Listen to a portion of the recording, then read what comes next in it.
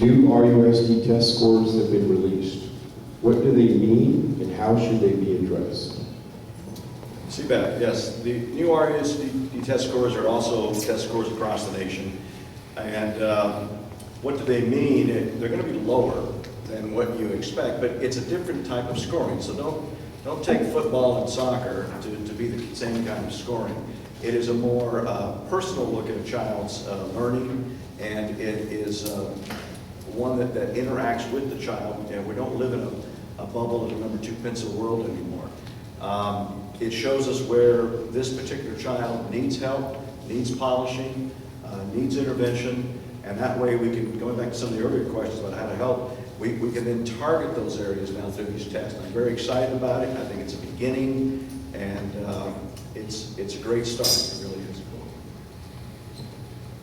So the new scores are definitely something that you have nothing to compare it to, but it allows us for a deeper opportunity to understand what is behind those numbers.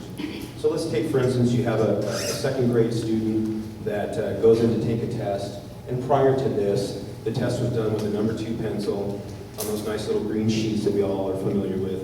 Instead, this student has to go to a computer and take a question and pick their choice to that answer and find out that the next question is either easier or harder.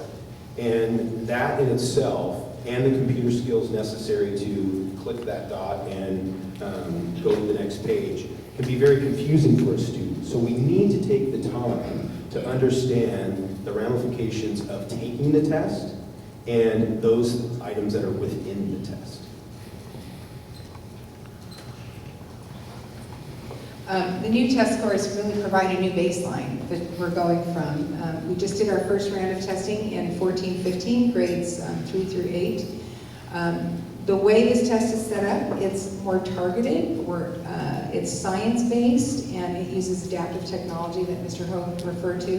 The kids can, if it gets harder, it cuts back down. If it's getting too easy, it goes back up. So it allows us in a much more narrower range to assess what our students know and what we need to target for them. It includes writing and problem solving at every level. So this is much deeper understanding of how our kids can think critically. And so it is actually a much better way to gauge what our students are learning. And it's only going to get better as we move on. So the new test is made to be more reflective of broader attributes of our schools and our students, and that in turn will help lead to academic and personal success for each student. And the test scores are only going to be one gauge of how that student is doing. So the way it was described to me was replacing the API, which we had before, is like a set of indicators similar to a dashboard in a car. And with test scores being just one of the gauges of a student and a school's success. So they show the conditions of learning that a student has and the student outcomes. And like was brought up before, the critical thinking piece. And I am so grateful that critical thinking has always been a part of our RUSD.